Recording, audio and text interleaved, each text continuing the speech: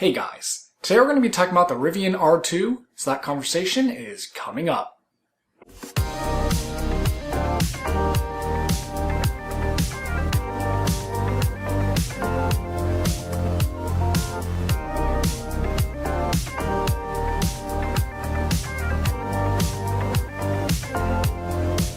So as you probably saw recently, Rivian announced the R2 and the R3 and R3X, and I think this is the car that everyone, like the masses, have been waiting for. If this car can be successful, that's going to shoot Rivian into the mainstream just like Tesla.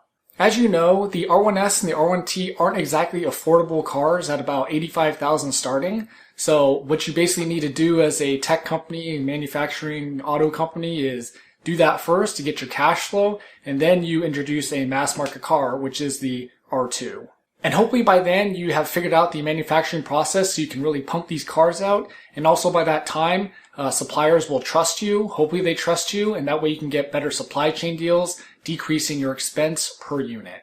If you've done any research on the car, you'll know that the R2 is basically the direct competitor to the Model Y.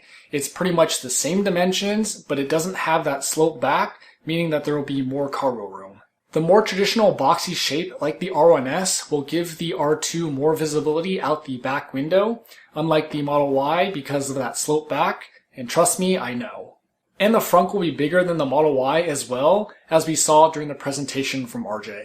During the presentation, RJ announced that the R2 will be $45,000 starting, which I'm assuming is going to be the bare bones, bare minimum model, just like the standard range rear-wheel drive Model Y.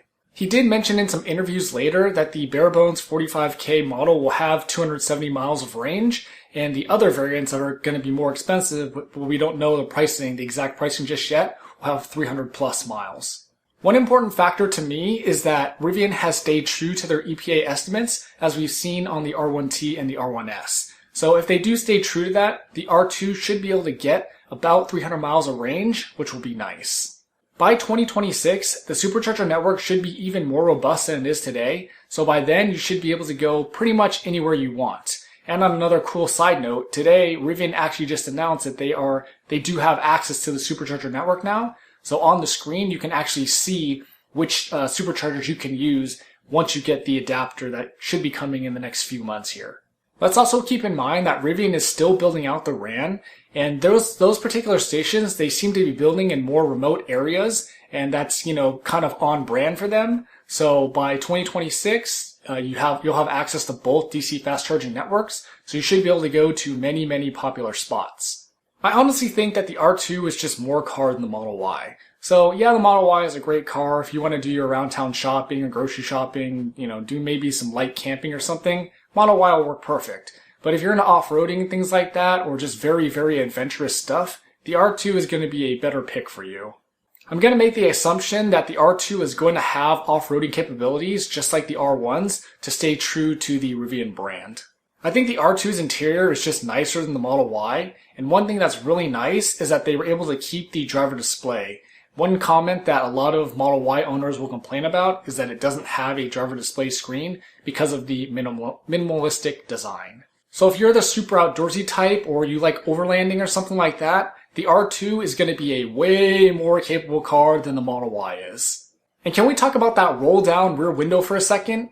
I can't tell you how many people on the forums were super happy that the R2 is going to have this feature. It just gives you more options. Say if you want to cart around a surfboard or something and you want to let it stick out the back rather than putting it on top, you can do that with this car. Or it just gives you more options like being able to have better ventilation, say if it's a cooler day and you want that airflow. Let's not forget how much power this thing is going to have. Not that anybody needs it. RJ mentioned that the R2 is going to be a sub 3 second 0 to 60. My speculation, I think, and what people have been talking about, is it's probably going to be about 2.6 seconds to 60. I'm also going to take a shot and say it's probably going to be their tri-motor version, which nobody needs, but it's pretty cool if they're offering it with a crossover. And probably why they're doing this is because you're going to need that type of power if you do off-roading or that type of adventurous stuff. With 68,000 plus reservations on day one and counting, hopefully this catapults Rivian into a future of success. I know my opinion is kind of biased because we have an R1S, but if I was in the market for a crossover, it's R2 all the way over any other option. Are you excited that the R2 is coming? Are you considering one in the next few years when they come out?